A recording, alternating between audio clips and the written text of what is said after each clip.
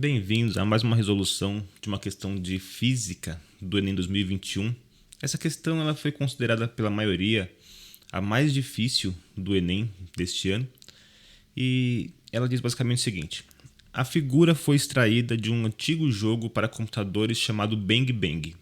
No jogo, dois competidores controlam os canhões A e B, disparando balas alternadamente com o objetivo de atingir o canhão do adversário. Para isso, atribuem valores estimados para o módulo de velocidade inicial de disparo e para o ângulo de disparo θ. Em determinado momento de uma partida, o competidor B deve disparar. Ele sabe que a bala disparada anteriormente, com ângulo 53 graus, passou tangenciando o ponto P. No jogo, G, a gravidade, é igual a 10 metros por segundo ao quadrado. Considere o seno de 53 graus igual a 0,8, cosseno de 53 graus igual a 0,6 e desprezível a ação de forças dissipativas. Com base nas distâncias dadas e mantendo o último ângulo de disparo, qual deveria ser aproximadamente o menor valor de V0, velocidade inicial, que permitiria ao disparo efetuado pelo canhão B atingir o canhão A? Bom, essa questão então é uma questão da área de cinemática vetorial, mais especificamente lançamento oblíquo, e obviamente que ela é uma área que estuda diversos tipos de lançamentos, não é especificamente para canhões. Isso poderia ser aplicado a bolas de golfe, lançamento de basquete, entre muitos outros tipos de lançamentos. Bom, nós vamos utilizar aqui um simulador. Esse simulador ele vai possibilitar para a gente entender um pouco melhor do que está falando essa questão. Nós temos um canhão aqui, ele está a 35 graus e nós vamos fazer um disparo aqui. Pronto, olha onde ele caiu. Agora eu vou levantar um pouco esse ângulo. Coloquei ele em 40 graus. Caiu quase no mesmo lugar. Se eu levantar um pouco mais ainda, ele caiu praticamente no mesmo lugar, mas um pouco mais perto do canhão. Repara que se eu colocar aqui então um valor de 25 graus, tá vendo? Então, dependendo de onde, de qual o ângulo que eu colocar, ele vai cair num local específico. E também temos uma questão que é a seguinte: vou pôr 50 graus, mais ou menos perto do que foi dado pelo exercício. Se eu der um tiro aqui, então ele vai vir até esse ponto. Repara que a velocidade inicial dele está aqui em 18 metros por segundo. Eu vou reduzir esse valor para 10 metros por segundo, por exemplo. Se ele começa mais devagar, que é o V0, olha o que ele faz. Ele vai chegar mais perto, ele vai fazer um disparo menor. Agora, se eu aumento esse valor, vou pôr aqui em 25 metros por segundo, ele vai mais longe. Então, a velocidade ela vai variar, vai influenciar também no lançamento. Uma questão aqui é a resistência do ar. Eu vou retirar esse valor porque na questão fala que esse valor tem que ser desprezado. Então, retirei aqui. Deixa eu limpar. Vamos verificar também alguns componentes, como por exemplo, velocidade, aceleração e força. E aqui vamos fazer um lançamento a 50 graus, 25 metros por segundo. Olha como ele foi mais longe. Muito mais longe. Por quê? Porque eu tirei a resistência do ar. Tá? É como se eu estivesse agora atirando no vácuo. É isso que é dito no exercício. Não tem resistência. Então, vamos reduzir aqui essa velocidade. Vou voltar para 18, que é o que ele estava inicialmente, em 35 graus. E repara aqui que ele vai fazer esse movimento num local bem mais distante agora, basicamente aí porque não temos mais, na verdade, a resistência do ar. Está bem? Obviamente que se eu colocar em 0, ele não deixa aqui, mas se eu colocar em 90, o que ele vai fazer? Ele vai subir e vai descer reto. Ou seja, o deslocamento no eixo X é igual a 0. tá? Enquanto ele vai se mover somente na posição Y. Se eu fizesse o contrário, se eu colocasse aqui, por exemplo, em 0 graus e eu atirasse,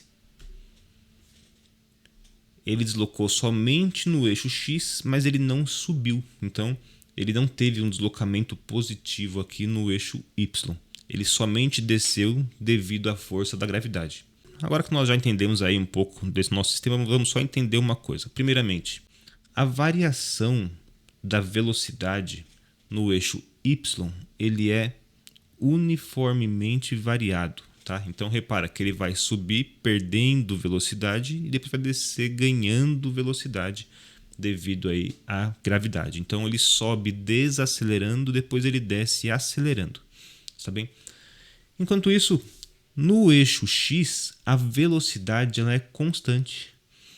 Ou seja, a velocidade que ele sai daqui até chegar nesse ponto, teoricamente ela é constante se você realmente desprezar a resistência do ar e qualquer tipo de força dissipativa. Em qualquer ângulo que eu colocar, dou um tiro aqui, ó, a variação aqui de velocidade é constante.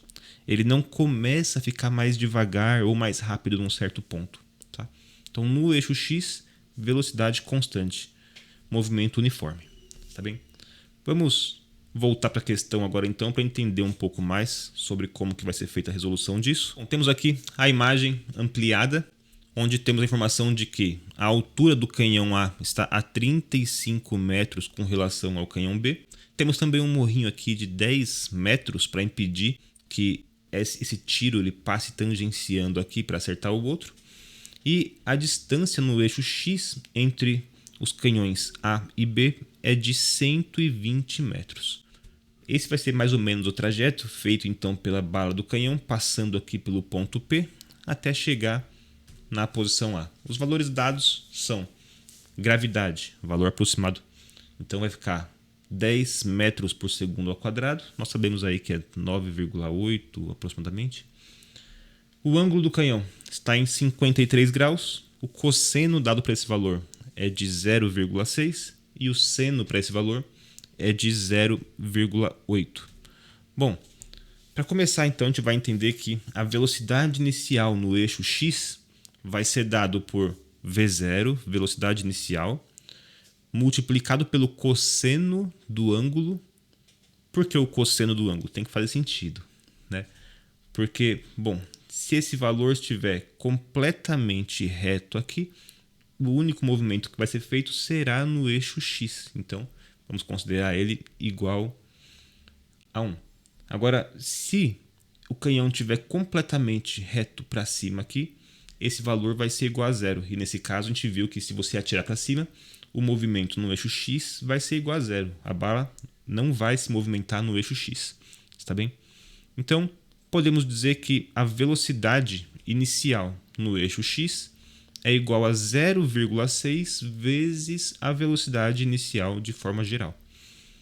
Tá bom? Vocês, analisando isso aqui, né, nas aulas de física de vocês devem ter visto a fórmula com o nome de sovetão ou sorvetão, dependendo de quem te deu aula. Tá? Essa é a fórmula que teria que ser aplicada aqui, onde o S é o deslocamento e foi dado aqui como X ou Y. Bom, nós vamos ter aqui então uma lógica onde a velocidade inicial no eixo X vai ser uma variável em função da distância pelo tempo, né? 0,6 vezes V0 é igual a distância pelo tempo. Bom, eu tenho aqui então a distância, que é de 120 metros, mas eu não tenho o tempo e também não tenho a velocidade zero. Mas posso pôr aqui então que, passando para o outro lado, a velocidade inicial, velocidade zero, multiplicado pelo tempo é igual a 120 dividido por 0,6. E esse valor vai me dar 200. Tá? Vou colocar o valor aqui em cima então. Velocidade inicial multiplicada pelo tempo é igual a 200. E agora eu vou começar a analisar o eixo Y. Esse ponto é o ponto que fez com que essa questão ficasse a mais difícil de física do Enem 2021. você tem que analisar os dois eixos, o eixo X e o eixo Y. Então, acabou sendo uma série de contas e você precisava saber, lembrar de cabeça a fórmula do sorvete e o sorvetão ou sorvetão que a gente conhece, né, na escola, mas muitas vezes esquece por um tempo sem usar. Bom, temos aqui basicamente uma relação do eixo Y, onde ele vai ser igual a 0,8 vezes a velocidade inicial, considerando os dois eixos juntos. Aplicando aqui o chamado sorvetão, trocando aqui o S pelo Y, porque é o ângulo que nós estamos analisando aqui, Y, que é a altura, vai ficar igual Y0, que é a altura inicial do canhão B, mais a velocidade inicial multiplicada pelo tempo, mais meia vezes a gravidade, vezes o tempo ao quadrado. Geralmente, tempo ao quadrado é a aceleração, certo? Nós temos aqui alguns dados. Y é igual a 35. De onde que veio esse valor? Daqui, ó, né? A altura é 35 metros. Y0 é igual a 0. De onde que veio esse valor? Está aqui, né? Ele está a 0 metros do chão aqui. Mais 0,8. De onde que veio esse 0,8? Daqui, tá? V0 vezes T menos. Por que menos? Porque a força é contrária, tá? Metade de 10, né? Ou metade da gravidade vezes o tempo ao quadrado. Bom, 35 é igual a 0,8, tá aqui, ó. 0 mais 0,8 multiplicado por 200. De onde que veio esse 200? Tá aqui, V0 vezes T. V0 vezes T é igual a 200. Menos 5. De onde que vem menos 5? Está aqui, ó, menos metade de 10. E o T ao quadrado vai ser mantido aqui. Então, 35 é igual a 160. De onde que veio 160? 0,8 vezes 200. Menos 5T ao quadrado. Bom, passando aqui para o outro lado. 5t ao quadrado era negativo, virou positivo, é igual a 160 menos 35, era positivo, virou negativo. Então, posso dizer que 5t ao quadrado é igual a 125. Bom, nesse caso, então, t ao quadrado é igual a 125 dividido por 5. Esse cara estava aqui multiplicando, passou para cá, dividindo. Né? Logo, vai ser igual a 25. Tá? T ao quadrado é igual a 25. Bom, se t ao quadrado é igual a 25, o quadrado passa para o outro lado, vira raiz. T é igual a 5. Tá? Raiz de 25 é igual a 5. Então, agora eu tenho o valor do t. Eu tendo agora aqui o valor do t, que é o tempo, né? 5 segundos é o tempo que ele leva para sair daqui e chegar até aqui no outro canhão, eu vou poder então utilizar esse valor que estava aqui em cima. Bom, eu sabia anteriormente que a velocidade inicial vezes o tempo era igual a 200, mas agora eu tenho o tempo. Nesse caso, então, eu consigo calcular a velocidade inicial. Velocidade inicial vezes 5, que é o tempo, é igual a 200. Velocidade inicial é igual a 200 sobre 5, que vai dar 40. Nesse caso, então, nós temos aqui a alternativa C da questão. Esse tipo de questão aqui é uma questão que quem tem que saber ela são pessoas que querem uma vaga mais concorrida. De repente, a pessoa que quer fazer medicina ou uma faculdade pública, federal muito concorrida, aí esse tipo de questão realmente faz a diferença, está bem? Agora, se você é uma pessoa que está tentando uma vaga menos concorrida, uma vaga mais tranquila, né, essa questão a maioria das pessoas vai errar ela, então não vai fazer tanta diferença se você não souber exatamente esse tema. Tá?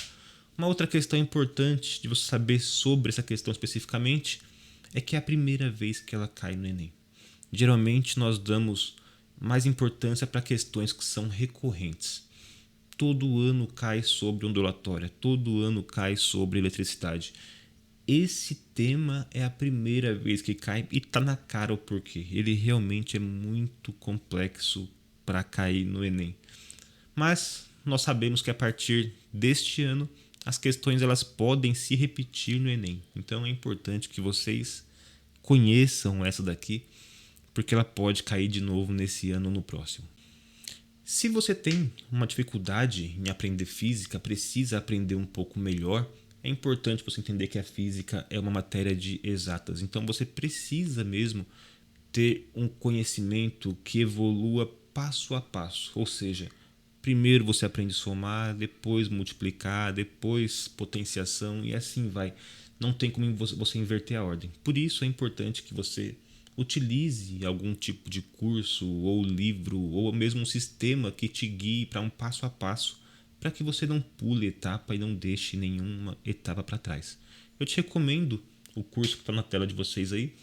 É o curso chamado Física Online, do Jacques Braga. É um curso focado no Enem, então é bem interessante, é um curso realmente muito bom. Deixei para vocês o link aí, um QR Code, caso você esteja na Smart TV. Né? E é um curso que eu espero que ajude muito vocês aí também, caso vocês tenham interesse, tá? Pessoal, muito obrigado por assistir até aqui. Se inscreve no canal, não esquece de dar aquela força pra gente, tá? E a gente se vê na próxima. Obrigado.